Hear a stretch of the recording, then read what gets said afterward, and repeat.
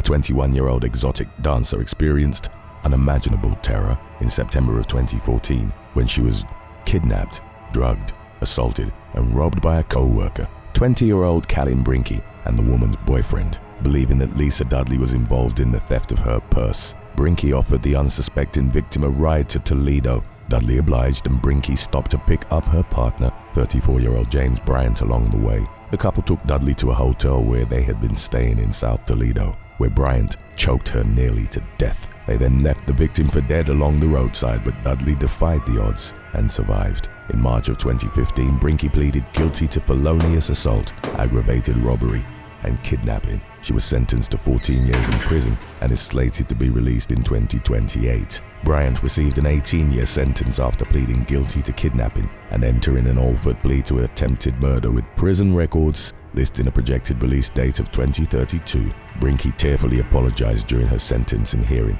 and said she was dedicated to becoming a better person, but her remorseful words were too little too late for Dudley, who told the court that the attack had ruined her life. Number 21. Julie Sulpizio.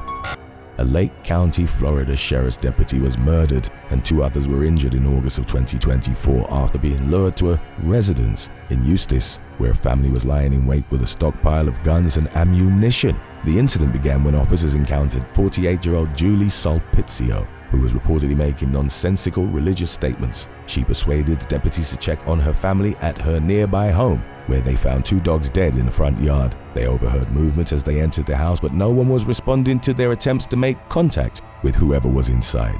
The deputies eventually entered the residence and were ambushed by Julie's husband, Michael Sulpizio, and the couple's children. 28-year-old Master Deputy Sheriff Bradley Michael Link was shot dead, but a SWAT team managed to rescue deputies Harold Howell and Stefano Gargano before finding Julie's husband and kids dead from gunshot wounds. Julie faces 9 charges, including principal to first-degree murder of a law enforcement officer, conspiracy to commit murder in the first degree, and 4 counts of battery, but the case appears to remain at a standstill while she undergoes competency evaluations and hearings. Number 20. DJ Carey.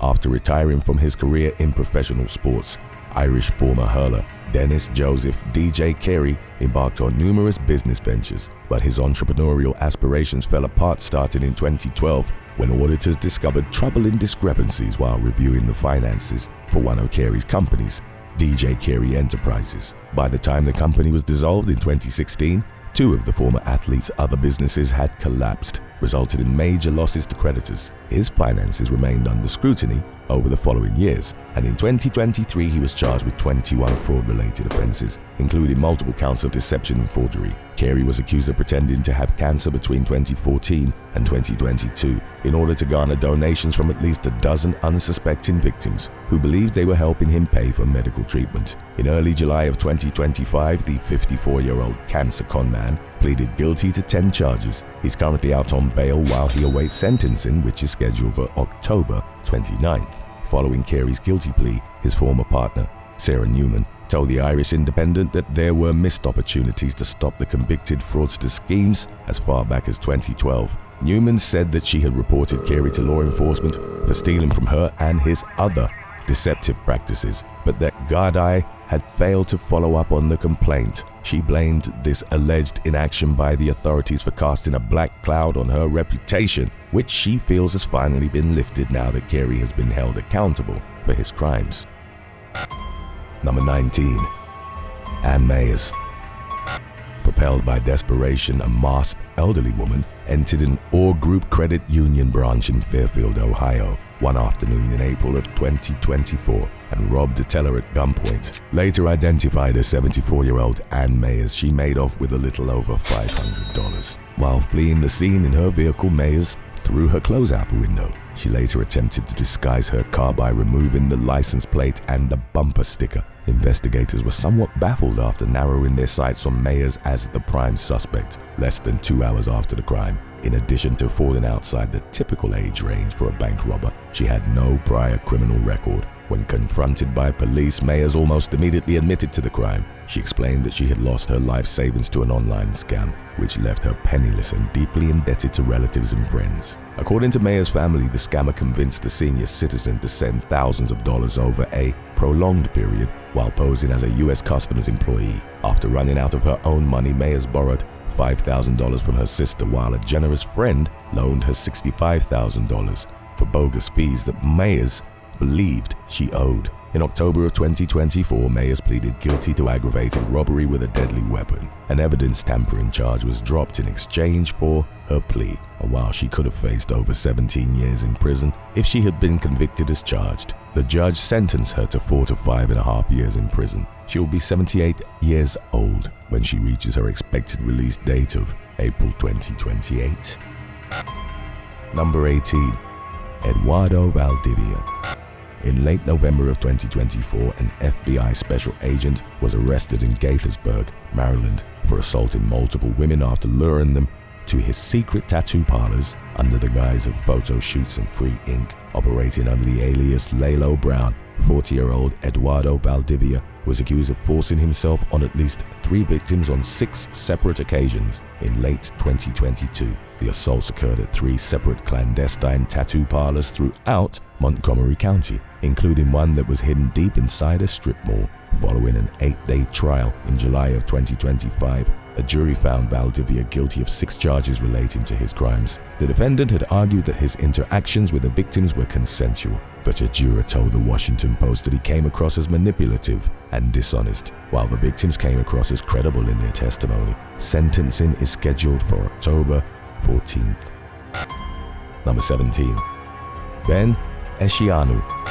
Looking for a fresh start after a breakup with his former partner, 43-year-old British nurse Ben Echianu paid a nearly $2,700 deposit on a 3-bedroom apartment in Manchester in June of 2025. It was big enough to accommodate visits with his children and seemed like an ideal place to begin his next chapter. 3 days before Echianu's planned move-in day, the woman who had introduced herself to him as the landlord, Amy, stopped responding to his text messages. Feeling confused and concerned, he paid a visit to the property where he found other people living inside the residence. One of the home's occupants told Echianu that the apartment was a short-term rental, at which point he realized he had been scammed. He learned from a neighbor that the property was managed by a company called City Superhost rather than a private owner, and that it was rented out through Airbnb. After learning about the scam, the management company changed the locks on the home and contacted the police. It's believed that the woman who conned Echianu had stayed there as a guest, and other victims have since come forward with claims that they were scammed by the same suspect. An Airbnb official confirmed that a user had been deplatformed following the debacle, and the case reportedly remains under investigation. Number 16. Earl Thomas. In late 2024, the estranged wife of ex-Seattle Seahawks star Earl Thomas was arrested for swindling the former pro athlete out of millions of dollars worth of money and property. According to court documents, 34-year-old Nina Thomas began defrauding Earl shortly after she filed for divorce from him in 2020. She's accused of transferring at least $2.7 million in assets out of Earl's bank account and into her own, and using the ill-gotten proceeds to pay for breast implants and designer duds. The incident marked the latest development in the dramatic unraveling of the former couple's relationship. Just months before she allegedly began stealing Earl's money back in 2020, Nina had been arrested for holding him at gunpoint after catching him in bed with 2 women and his brother at an Airbnb. In late 2021, she obtained a restraining order against Earl after she accused him of attacking her while drunk. The saga continued in 2023, when Nina's new boyfriend, Kevin Thompson, was accused of stealing Earl's identity and cashing his paychecks, taking money from his bank account, and transferring ownership of his cars. Nina and Thompson are currently facing federal charges of conspiracy to commit wire fraud, aggravated identity theft, and money laundering, while Thompson faces additional drug trafficking and gun-related charges. If convicted as charged, the pair could be sentenced to decades behind bars and hit with 6 to 7-figure fines. Number 15. Viktor Vendler. In late September of 2023, hikers discovered the body of 74-year-old Leroy Johnston along a remote trail in Strongsville, Ohio. He had been fatally shot, and no arrests were made until 8 months later, when the victim's much younger lover was taken into custody on a murder charge. 23-year-old Viktor Vendler, who identified as female at the time of his arrest, was accused of luring Johnston into the woods under the guise of going on a hike together. He later confessed to leaving cell phones behind, so their movements couldn't be tracked, and enticing the victim with the promise of a surprise. Vendler pleaded guilty to aggravated murder and gross abuse of a corpse during the summer of 2025 and was sentenced to life with the possibility of parole after 21 years. His motive for killing Johnston was never publicly disclosed. Number 14. Elsa Egura. The New Year's holiday symbolizes new beginnings, but it tragically marked the end of one Minnesota real estate agent's life in what was later described as a revenge scheme.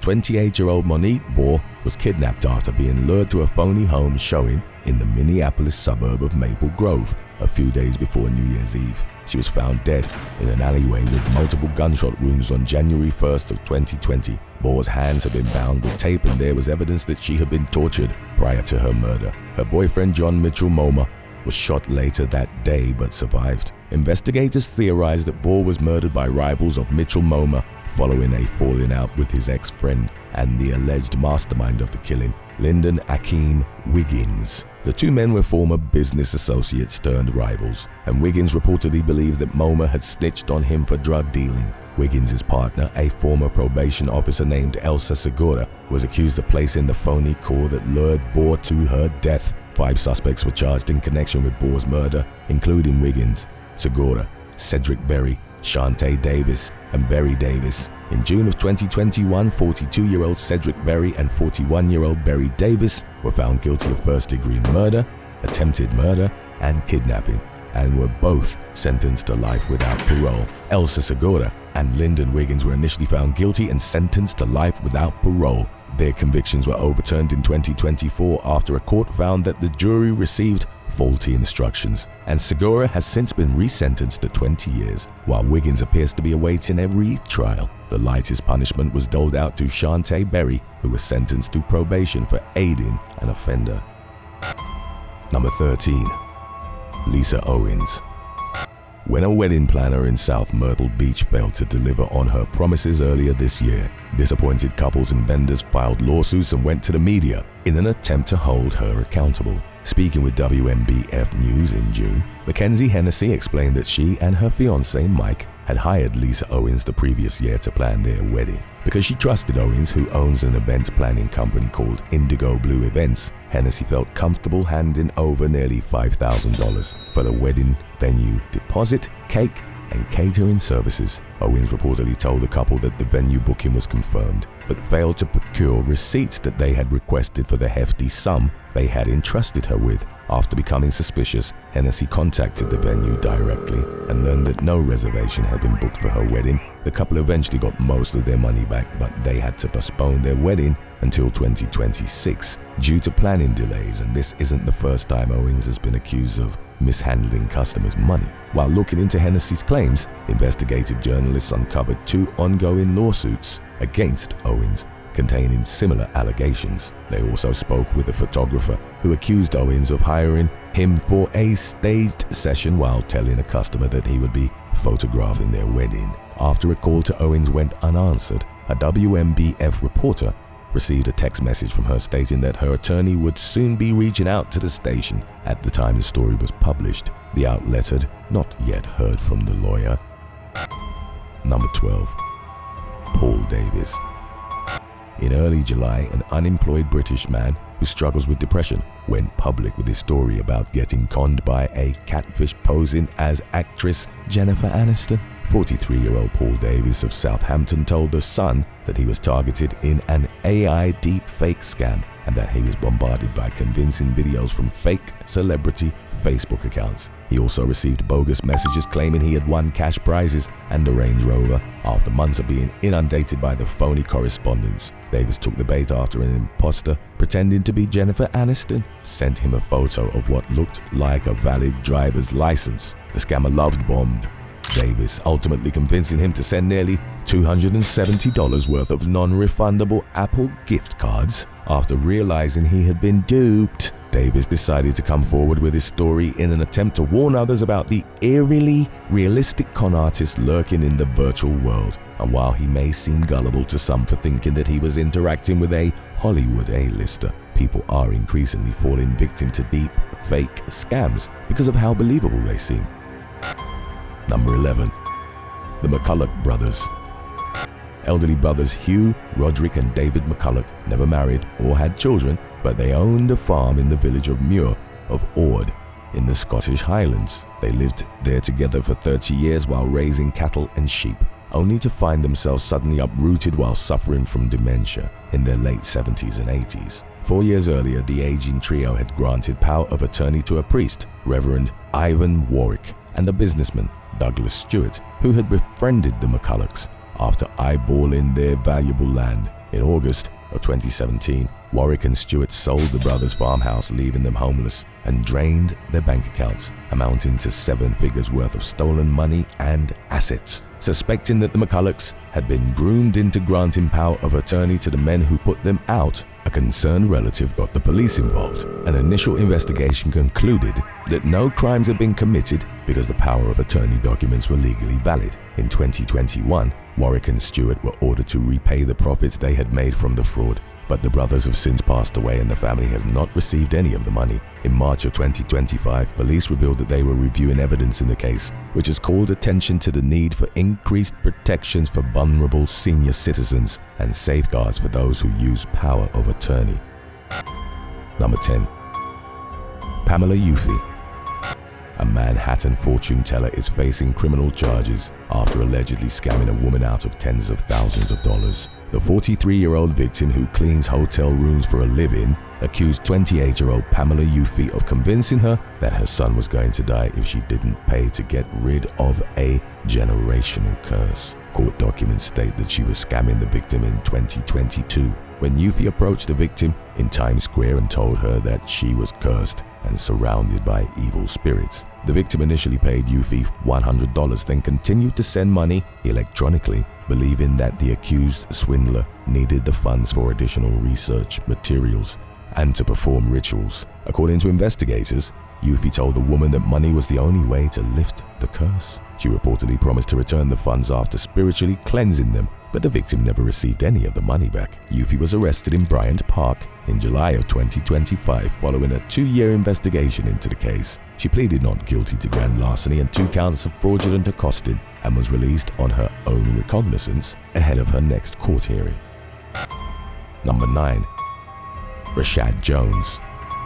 Over a 5-year period, starting in 2019, former Miami Dolphins safety Reshad Jones was scammed out of more than $2.5 million in a grand theft and money laundering scheme. His former financial advisor, Isaiah Williams, is accused of stealing $1.58 million from the ex-football star's bank account in the form of 133 wire transfers, which took place between January of 2022 and March of 2024. He allegedly used the funds to buy first-class plane tickets, luxury hotel stays, rental cars, designer clothes and jewelry. Prosecutors also say that Jones spent the money at strip clubs and nightclubs and used it to pay child support, legal fees and credit card bills. According to prosecutors, another $1.03 million was siphoned from Jones's account by a 49-year-old woman he had never met, named Octavia Monique Graham, who is accused of acting as a co-conspirator to Williams. She turned herself into law enforcement in June of 2025 and is facing 2 counts of money laundering and 1 count of first-degree grand theft. Graham was released after posting a $75,000 bond, and Williams is currently free on a $1 million bond following his arrest in Palm Beach County, Florida. Number 8. Ryan Hampson. When Beth Fernley told her ex-boyfriend, Ryan Hampson, that she was pregnant in 2019, he requested a DNA test to prove that the unborn child was his. He gave Fernley several $100s to get the test done and was overjoyed when she sent him results showing a 99.9% likelihood that he was the father. Hampson rekindled his relationship with Fernley and was present at the child's birth. He was overjoyed to become a parent, but his world was turned upside down 2 years later when Fernley showed him a letter which appeared to be from the DNA testing company. It stated that a mistake had been made and that Hampson wasn't the father after all. Hampson contacted the company directly, only to learn that they had no record of him on file. He contacted the police, and investigators determined that the original DNA results and the subsequent letter were both fraudulent. Vendler pleaded guilty to fraud by false representation in April of 2025 and received an 18-month suspended prison sentence. Hampson described the ordeal as life-ruining, especially after losing access to the child he had bonded with while the biological father re-entered the picture. Number 7. Terrance Owens Elliott. In March of 2025, a California pastor was arrested in San Bernardino on suspicion of swindling friends and a non-profit organization out of more than $230,000. According to court documents, 60-year-old Terrance Owens Elliott defrauded 4 victims between October of 2019 and February of 2023, while posing as a city government employee with connections to law enforcement. One victim claimed that Elliott convinced her to place her inheritance money into a trust account, telling the woman that she would lose her Social Security and Medicare benefits if she received the funds any other way. He then forged paperwork to make himself the sole trustee and used the woman's money to pay for unauthorized church expenses and personal purchases, including car repairs, sneakers, clothing, a piano, and a motorcycle warranty. Elliott pleaded not guilty in federal court to 11 counts of wire fraud and is currently free on bond amid the ongoing case. Number 6. Doreen Daniel. After her husband passed away, 81-year-old Doreen Daniel of West Sussex, England, fell victim to a romance scam. Her family was unaware that the senior citizen was being swindled until her bank card was declined at a supermarket one day. They soon learned that a man claiming to be a financial advisor named Adam had been calling and messaging Daniel. He had persuaded the elderly woman to download an app which gave him control of her phone, enabling him to transfer money out of her banking accounts and into his possession. The scammer told Daniel that he was using the money to enter her in a raffle with a chance to win a 6-figure cash prize. Altogether, he stole more than $36,000, although Daniel's family believes that she fell victim to several other scammers who preyed on the vulnerable widow's loneliness. They managed to recover over $24,000 from the bank, but Daniel passed away in 2023 after suffering a stroke. Her loved ones believed that the stress and anxiety she suffered due to the scams accelerated the decline of her health and hastened her death. Number 5. Otiz Swinton Jr. A 37-year-old convicted fraudster with a history of scamming senior citizens is accused of swindling a 92-year-old Florida man out of his life savings of $800,000 in a romance scam that began in 2022. The scheme began in June of 2022 when the victim's accounts began hemorrhaging large amounts of money through a variety of transactions, including ATM withdrawals, counterfeit checks, and peer-to-peer transfers. The suspect, 37-year-old Otiz Swinton Jr., was arrested in April of 2025 after he was seen using the senior citizen's bank card at a Publix supermarket in Orlando. He was charged with a laundry list of crimes, including fraudulent use of personal information of an elderly person, fraudulent use of a credit card, and 5 counts of uttering a forged instrument. Authorities say that the scam began while Swinton was in prison for an unrelated case, leading to the suspicion that there are more suspects involved. In fact, he had been released just days before his arrest after serving time for more than 200 previous fraud charges. Swinton is currently being held without bond at the Hillsborough County Jail, and a law enforcement spokesperson said that additional charges could be forthcoming as the investigation continues. Number 4. Carlito Cortez. In May of 2025, a married contractor and former part-time police officer was arrested in Bucks County, Pennsylvania, for attempting to swindle a 76-year-old woman out of her $500,000 estate. According to prosecutors, 59-year-old Carlito Cortez befriended the victim after responding to a reported theft at her home in 2020. In late 2022, he reportedly persuaded the senior citizen to hire a woman he was having an affair with as her in-home caretaker. The victim ended the services after 4 months, and investigators later discovered that the woman was not a licensed caregiver. Cortez is also accused of tricking the victim into signing an altered final will and testament after trying to convince her to give him power of attorney over her finances. In 2023, he moved into the elderly woman's home for several weeks, while also living part-time with his wife. The victim became suspicious of Cortez, and in October of 2024, police found 2 of her older wills while searching Cortez's home. She denied giving him permission to possess the documents, and the newer will that Cortez allegedly tricked her into signing was never found. In May of 2025, a grand jury indicted Cortez on charges of theft by deception, criminal attempt to commit theft by deception, securing execution of documents by deception, receiving stolen property, false swearing, perjury, and official oppression. He no longer appears to be in custody, indicating that he's most likely free on bond. Number 3. Elizabeth Ballard.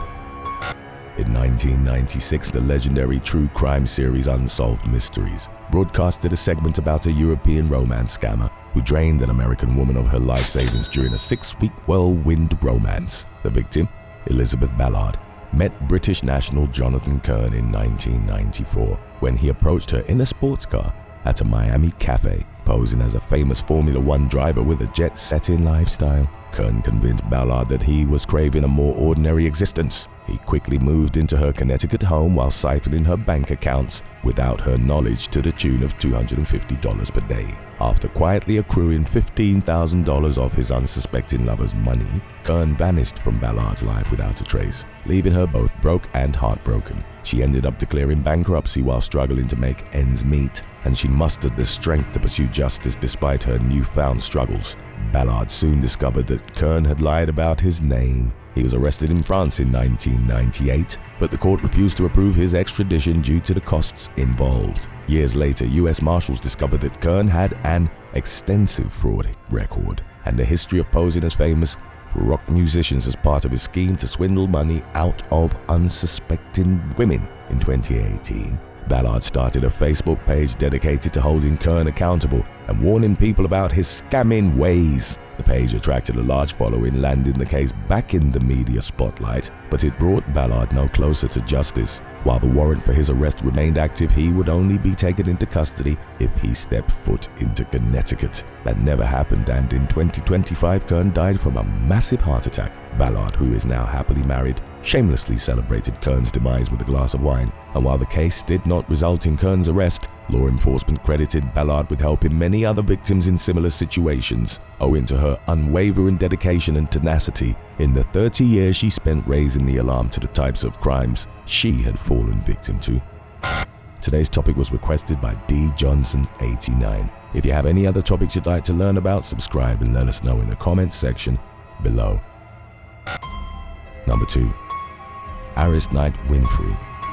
A Michigan man will never leave federal prison after he lured 4 au pairs to his East Lansing home and assaulted the victim throughout 2022. Using a messaging service that connects caretakers and housekeepers with host families, 32-year-old Arisknight Everett Winfree flew a young woman from Italy to the US after falsely claiming that he was seeking an au pair for his niece. He handcuffed the victim and forced himself on her the morning after she arrived, and he considered killing her but ended up letting her go. Police rescued a second victim from Winfree's residence while performing a welfare check at her family's request. Winfree was accused of compelling 2 additional minor victims to send him unclothed photos and engage in physical acts of intimacy. Winfree was federally charged with committing crimes against all 4 victims, and in 2024 he was convicted of kidnapping, coercion, and enticement, attempted coercion and enticement, among other things. He received a life sentence, and because there's no parole in the federal system,